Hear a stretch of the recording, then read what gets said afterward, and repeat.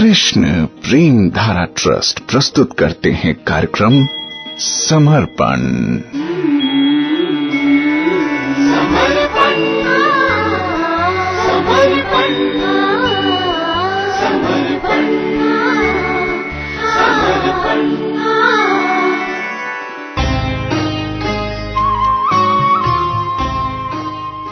कार्यक्रम समर्पण में आपके साथ हूं मैं प्रेम धारा। नमस्कार, कैसे हैं आप?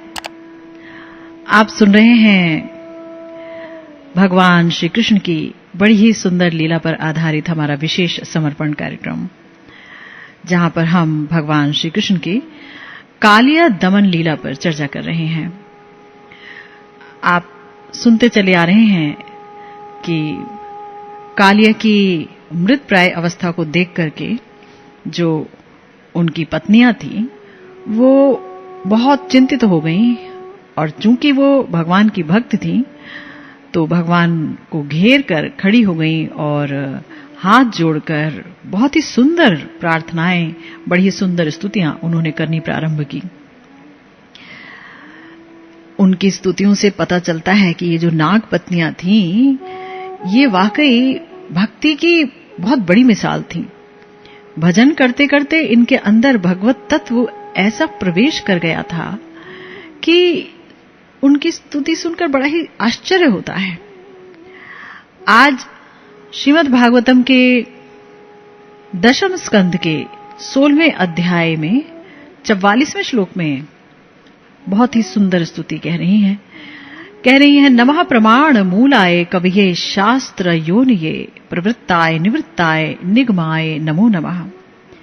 कि समस्त प्रमाणों के आधार, शास्त्रों के प्रणेता और परम स्रोत, इंद्र तृप्ति को प्रोत्साहित करने वाले प्रवृत्ति मार्ग और भौतिक जगत से वैराग उत्पन्न करने वाले वैदिक साहित्य में अपने को प्रकट करने वाले आपको हम बारंबार नमस्कार करती हैं।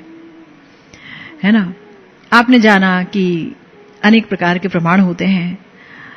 कोई आंखों से देखी हुई बात को ही सच मानते हैं, हालांकि आंखों से देखी हुई बात हमेशा सच हो ये जरूरी नहीं है। कई बार हम जब देखते हैं रस्सी को तो सांप का भ्रम हो सकता है उसमें, है ना? आंखें धोखा खा जाती हैं। या कई बार हम अनुमान प्रमाण को सही मानते हैं, कई बार जो है किसी अन्य प्रमाण को सही मानते हैं। मगर जितने भी प्रमाण हैं, 10 प्रकार के प्रमाण बोले गए हैं शास्त्रों में, लेकिन उन सब में जो मुख्य प्रमाण है वो है शब्द प्रमाण। और वो भी जो शास्त्र हैं, शास्त्र जिनको कि किसी ने लिखा नहीं है, जो कि भगवान की सांसों से प्रकट हुए हैं, ऐसे हमारे दिव्य शास्त्र वो हैं एकमात्र प्रमाण, जिनके द्वारा कोई ये जान सकता है कि भगवान कौन है, उनकी उपलब्धि क्यों करनी चाहिए, कैसे की जा सकती है उनकी प्राप्ति, और उससे क्या फायदा होता है ना? सब कुछ जो बताया गया है परम सत्य के बारे में वो भगवान ने स्वयं बताया है। तो इसीलिए विभिन्न दार्शनिकों के मध्य में चाहे कितने भी मतभेद क्यों ना हो, लेकिन सब भी ये जरूर कहते हैं कि हाँ, ये जो शब्द प्रमाण है इसके ऊपर कोई प्रमाण नहीं है। तो इसीलिए जो कालिय पत्नियां हैं उन्होंने भगवान को कहा कि आप ही समस्त प्रमाणों के मूल हैं और आपकी शक्ति से ही प्रमाण से यथार्थ ज्ञान प्राप्त हो सकता है। क्योंकि शास्त्र तो है हमारे पास। अब कोई सोचे कि हम शास्त्र पढ़ लें और हमें सारा ज्ञान प्राप्त हो जाए, ये जरूरी नहीं ना, है ना? ज्ञान की प्राप्ति के पीछे भगवान की शक्ति निहित रहती है। हमारी बुद्धि में कोई बात आ जाए और वो अपने सच्चे स्वरूप में ही आए, ये सब भगवान की कृपा पर निर्भर करता है। तो हमारे जो शास्त्र वाक्य हैं वो कहते हैं कि भगवान आप चक्षु के भी चक्षु हैं, यानी आंखों की भी आंखें हैं और कानों के भी कान आप हैं। अगर आपकी शक्ति संचारित नहीं हो तो ये जो आंखें हैं अपनी शक्ति से कुछ नहीं देख पाती, है ना? और ये कान जो है अपनी शक्ति से सुन नहीं पाते। हम लोग तो सोचते हैं ना कि हमारे कान हैं, हमारी आंखें हैं, हम अपनी मर्जी से जो चीजें चाहे देखेंगे। लेकिन तभी तक देखना संभव है जब तक भगवान शक्ति दे रहे हैं देखने की। जिस दिन शक्ति छीन ली तो हमारी अपनी आंखें हैं लेकिन हम देख नहीं पाएंगे, है ना। हम कहेंगे अरे हमें कुछ दिखाई नहीं देता, या अरे हमें कुछ सुनाई नहीं देता। तो ये बहुत खतरनाक बात है। और सच्ची बात भी यही है कि भगवान जो है वो समस्त इंद्रियों की शक्ति है। इसी प्रकार अगर कोई अनुमान से ये जानने की कोशिश करे कि क्या हो रहा है, तो अनुमान भी सटीक तभी बैठेगा जब भगवान की शक्ति वहां होगी, नहीं तो अनुमान भी ज्ञान प्रदान नहीं कर सकता है। इसीलिए कहा गया कि प्रभु आप ही समस्त प्रमाणों के मूल स्वरूप हैं। ये समस्त प्रमाण समूह जीव के ज्ञान प्राप्त करने का एकमात्र कारण है। लेकिन हे भगवान, आप समस्त प्रमाणों के बगैर ही सर्वदा समस्त विषयक यथार्थ ज्ञान से परिपूर्ण है। जैसे कि हमारे शास्त्रों में कहा गया है, अपानी पादो जवनो गृहीता पश्यत चक्षुः स शृणोत्य कर्णः। यानी कि हे प्रभु, आप बिना चक्षु की सहायता से ही दर्शन करते हैं और आपको सुनने के लिए कानों की कोई आवश्यकता नहीं है। तो आप समस्त प्रमाणों के निरपेक्ष हैं, यानी कि भगवान को न अनुमान करने की आवश्यकता है, न प्रत्यक्ष देखने की आवश्यकता है। उनके समस्त जो इंद्रियां हैं वो हर एक इंद्रिय का कार्य करती है। यानी कि आंखों के द्वारा भगवान देखते भी हैं, खा भी सकते हैं, सूंघ भी सकते हैं, नाक के द्वारा भी ऐसा ही होता है। तो भगवान जो है वो स्वतः सिद्ध ज्ञानवान है ना। तो इस तरह से भगवान का अगर स्वरूप किसी को जानना है ना, तो कोई सोचे कि हम अगर अपनी आंखों से देखेंगे तभी पता चलेगा कि भगवान का स्वरूप कैसा है, तो वो हो नहीं पाएगा। क्योंकि प्रत्यक्ष आदि किसी भी प्रमाण से भगवान के स्वरूप का अनुसंधान नहीं किया जा सकता। और अगर कोई सोचे कि भगवत प्राप्ति के साधन अनुष्ठान के बारे में हम कोई सही उपदेश प्राप्त कर सकें अनुमान प्रमाण के अनुसार या किसी और प्रमाण के अनुसार, तो बोला वो भी नहीं संभव है। तो फिर किस प्रमाण को सटीक माना जाए? तो बताया गया शास्त्रों को। वेद पुराण आदि समस्त शास्त्र भगवान से ही प्रकाशित हैं और ये उनकी कृपा के महादान हैं। इसीलिए समस्त शास्त्रों में जो बताया गया है भगवान के स्वरूप के बारे में, वही है सत्य। माया मुग्ध जीवों को अपने स्वरूप को बताने के लिए ही भगवान ने कृपा पूर्वक ये अमूल्य रत्न हमें दान किया है। श्री चैतन्य चरितामृतम में कहा गया, माया मुग्ध जीवेर नहीं स्वतः कृष्ण ज्ञान, कृपाए करिलो कृष्ण वेद पुराण, शास्त्र गुरु आत्मा रूपे आप न जनान, कृष्ण मोर प्रभु त्राता जीवेर होय ज्ञान। बड़ी बात है कि जो व्यक्ति माया से मुग्ध है तो वो अपनी माया से लिप्त आंखों से भला भगवान को कहां देख पाएगा, क्योंकि आंखें तो जड़ हैं और भगवान है दिव्य अति दिव्य। तो वो अपने आप कृष्ण ज्ञान को हासिल नहीं कर सकता है। इसीलिए भगवान ने बहुत कृपा की है जीवों पर और वेद पुराण आदि को प्रकट किया है अपनी सांसों से। तो भगवान को जानने का तरीका है शास्त्रों के जरिए और गुरुदेव के जरिए, क्योंकि गुरुवर्ग, वैष्णव और साधु लोग और शास्त्र, इन सब की वाणियों में एकात्मकता होती है। गुरुवर्ग जो कहें वो शास्त्र के आधार पर ही कहते हैं, है ना। अगर वो शास्त्र के आधार पर नहीं कहें और मनगढ़ंत बातें करें तो ऐसे गुरु त्याज्य हैं। इसीलिए यहां पर कहा गया है कि शास्त्रों के जरिए ही भगवान को जाना जा सकता है। तो कालिया पत्नियां जो थी वो भगवान को कहने लगी कि हे भगवान, आप जो हैं शास्त्र योनि हैं, यानी कि आपसे ही वेद पुराण शास्त्र समूह का प्रकटन होता है और इन समस्त शास्त्रों से ही आपके तत्व का निर्धारण होता है ना।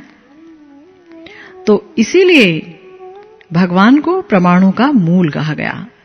इस तरह अनेक बातें कहकर काली पत्नियां भगवान के स्वरूप के अचिंत्य शक्ति के संबंध में ज्ञान करके, सोच करके उनके चरणों में बारंबार प्रणाम करने लगी। इसके बाद उनके अंदर भगवान के श्री रूप यानी उनका जो रूप है, उस रूप का जो वैभव है, वो कथा उनके मन में उठने लगी। उन्होंने कहा, प्रभु, आप हमारे सामने परम मोहन ब्रजराज नंदन मूर्ति स्वरूप में कालिये के सिर पर खड़े हुए हैं और हमारे सामने तो आप एक ही विग्रह के रूप में खड़े हुए हैं और आपका ये जो श्री विग्रह है वो अनेक धामों में अनेक मूर्ति के रूप में प्रकाशित है। आप ही वासुदेव हैं, संकर्षण हैं, अनिरुद्ध हैं, प्रद्युम्न हैं। इन चारों रूपों में आप वैकुंठ आदि धाम में अवस्थित हैं। इसके अलावा आपकी और भी कितनी मूर्ति हैं, कितने स्वरूप हैं, हम क्या बोलें। हालांकि आपका श्री विग्रह एक ही है, परंतु हे प्रभु, अचिंत्य शक्ति के प्रभाव से वो अनेक प्रकार से प्रकाशित होता है और लीलामय रूप में नित्य ही विराजित है। ऐसा नहीं कि किसी दिन प्रकाशित हुआ और किसी दिन अप्रकाशित, नित्य ही विराजित है और विभिन्न प्रकार की आपकी मूर्तियां विभिन्न प्रकार की लीलाएं करती रहती हैं। है ना सही बात? कितने कितने अवतार लेते हैं भगवान, कितने प्रकार के उद्देश्यों को सिद्ध करने के लिए, कितनी प्रकार की लीलाओं को दर्शाने के लिए। और ये जितने भी अवतार हैं हमारे प्यारे भगवान के, वो सारे अवतार अनूठे हैं, सब नित्य हैं और सब लीलामय हैं। तो यहां भगवान की अनंत मूर्ति मत्स्य, कूर्म आदि के बारे में चर्चा कर रही हैं और ये भी कह रही हैं कि हे प्रभु, आप ही श्री वासुदेव आदि चतुर्व्यूह स्वरूप में मथुरा मंडल में अवतीर्ण हैं और आप ही से सब कुछ प्रकटित है। तो जो भगवान हैं वो बेशक अनंत स्वरूपों में प्रकटित हैं, किंतु उन समस्त स्वरूपों में भगवान अपने भक्त वात्सल्य आदि के अनंत गुणों को प्रकाशित करते रहते हैं और अपने चरणाश्रित भक्तों को आनंद प्रदान करते रहते हैं, उनका आनंद बढ़ाते रहते हैं। किंतु अभक्तगण, वो तो प्रभु आपके अनंत गुण सिंधु का एक बिंदु भी स्पर्श नहीं कर पाते हैं। वे लोग आपके अप्राकृत गुण को भी प्राकृत सोचते हैं और निर्गुण निर्विशेष रूप में आपके तत्व अनुसंधान के लिए वो रत रहते हैं। तो वो तो जानते नहीं हैं कि आप सतोगुण, रजोगुण, तमोगुण से दूर हैं, लेकिन तो भी आप अनंत कल्याण गुण निकेतन हैं, है ना? वो ये समझ नहीं पाते हैं। तो त्रिगुणमयी जो ये जड़ प्रकृति है, इससे महत तत्व आदि रूपी जगत का प्रकाश होता है, किंतु ये जो जड़ प्रकृति है ये अपने आप से जगत रूप में परिणित नहीं हो सकती है। तो हे प्रभु, ये जो जड़ प्रकृति जगत रूप में परिणित होती है, इसके पीछे आप ही कारण हैं। आप जब प्रकृति पर दृष्टि डालते हैं तब वो प्रकृति जड़ होने के बावजूद जगत के रूप में दिखने लगती है, वो जगत बन जाती है। तो इस प्रकार आपसे ही समस्त जगत का प्रकाश होता है, किंतु आप हैं स्वप्रकाश। आपके प्रकाश का कोई कारण नहीं है, है ना? आपकी अनंत शक्ति और आपके अनंत गुण भी आप ही की तरह स्वप्रकाश हैं। हे प्रभु, आप अपनी इस परम मधुर ब्रज लीला में अपने प्रेम वश्यता गुण का प्रकाश करते हैं और इसीलिए आप हैं गुण प्रदीप। ब्रजलीला में आप भक्त अधीनता, प्रेम वश्यता आदि गुणों के द्वारा अपने स्वरूप ऐश्वर्य को आच्छादित कर देते हैं। क्योंकि देखिए ना, ब्रजलीला में क्या होता है जितने भी भक्त हैं वो अपने प्रेम से भगवान को नचाते रहते हैं। जो सखा हैं उनका ऐसा प्रेम होता है कि भगवान उनकी जूठन भी खा लेते हैं। भगवान जो है उन्हें अपने कंधे पर लेकर के भी दौड़ते हैं, है ना। वो भूल ही जाते हैं कि मेरा स्वरूप ऐश्वर्य क्या है। वो इतने निमग्न हो जाते हैं ब्रजवासियों के प्रेम में। इसीलिए ये जो ब्रज के गोप गोपी गण हैं प्रभु, आपको सर्वेश्वर बोलकर धारणा नहीं कर पाते, वो सोच ही नहीं पाते हैं कि आप ईश्वर हैं। वो तो नंद नंदन रूप में आपके असमौर्ध माधुर्य राशि का ही आस्वादन करते हैं। जैसे कि क्या हुआ, दाम बंधन लीला हुई। तो दाम बंधन लीला यानी कि दामोदर लीला, यानी कि जब भगवान के पेट को यशोदा मैया ने रस्सी से बांधा था, तो उस समय मां यशोदा द्वारा जो रस्सी प्रदत्त थी उससे आपने अपने श्री विग्रह को आच्छादन करके, ढक करके कि भाई आप तो अनंत हैं, ये बात तो आपने ढक दी और आप बंध गए और आपने दिखाया कि हां, मैं भक्तों के प्रति कितना वात्सल्य रखता हूं। तो आप यशोदा जी की रस्सी द्वारा बंद करके यमलार्जुन नामक जो पेड़ थे उनको आपने नष्ट किया, तोड़ा, और जो कुबेर के दोनों पुत्र थे जो कि यमलार्जुन नामक पेड़ बन गए थे, उनका आपने बंधन समाप्त किया। तो इससे क्या पता चलता है? यही ना कि आप अपनी मैया द्वारा दी गई रस्सी से बंधे हुए थे तो भी आपकी ऐश्वर्य की हानि नहीं हुई। कोई बंधन आपको बांध नहीं सका। आपको उद्धार करना था, आपने उद्धार कर दिया। आप सर्वशक्तिमान हैं, किंतु सर्वशक्तिमान होने के बावजूद आप यशोदा मां के द्वारा प्रदत्त रज्जु बंधन यानी रस्सी के बंधन से खुद को मुक्त ही नहीं कर पाए, अपितु बार बार आपके जो नयन थे वो इतने भय से युक्त थे, इतने भयभीत नयनों से आप उस रस्सी की तरफ ही देखे जा रहे थे कि कौन ये रस्सी खोलेगा। सोचिए, जो सबका भव बंधन खोल देते हैं, ऐसे भगवान भक्त वत्सल इतने हैं कि प्रेम से जो रस्सी बांधी गई है, मैया कितना प्रेम करती हैं श्याम सुंदर को, तो वो प्रेम के द्वारा जो रस्सी बांधी है उसको वो नहीं खोल पा रहे हैं। हालांकि उसी बंधन में बद्ध होने के बावजूद नारद जी के श्राप के द्वारा जो कुबेर के पुत्रों की अवस्था हुई थी उनका बंधन इन्होंने खोल दिया, लेकिन अपना बंधन नहीं खोल पाए। समस्त जीवों का भय दूर करते हैं, सर्व भयहारी हैं, लेकिन तो भी मैया के भय से भयभीत हो गए। और ऐसी अवस्था में भी गोप बालकों को आप सिखा रहे हैं कि किस प्रकार से नवनीत की चोरी की जाए और उनका आनंद वर्धन कर रहे थे। तो प्रभु, आपकी जो लीला है वो अप्राकृत है पूर्णतया, लेकिन तो भी आप लीला ऐसी करते हैं कि मानो वो प्राकृतिक है।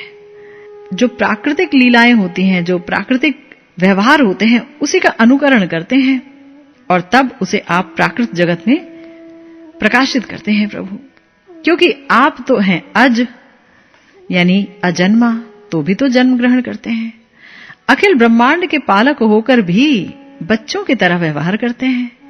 नित्य शुद्ध होने के बावजूद आप मक्खन चोरी करते हैं। आप भूख प्यास के अतीत हैं, तो भी व्याकुल होकर मां यशोदा के पास जाकर मक्खन मांगते हैं। इस तरह से आपकी जो ब्रज लीला है उसमें हर तरह से प्राकृत भाव ही प्रकाशित होता है। वहां किसी ऐश्वर्य का प्रकाश अगर हो भी तो ब्रजवासी उस ऐश्वर्य को समझ ही नहीं पाते हैं। तो आपकी इस परमाद्भुत लीला में प्रेमिक ब्रजवासीगण आनंद सागर में निमग्न हो जाते हैं। लेकिन हे प्रभु, अगर कोई व्यक्ति बहिर्मुख है तो वो आपकी इस लीला की माधुरी का अनुभव नहीं कर सकता है। तो हे ऋषिकेश, आप आत्माराम शिरोमणि होकर भी अपूर्ण की तरह प्राकृतिक जीव की तरह ना जाने कितने ही मधुर लीला का प्रकाश करते हैं। यह है आपकी अचिंत्य महाशक्ति। बहुत ही सुंदर स्तुति है नागपत्नियों की और भगवान के विभिन्न प्रकार के तत्वों का वो निरूपण कर रही हैं, जिस पर चर्चा जारी रखेंगे हम। सुनते रहिए समर्पण।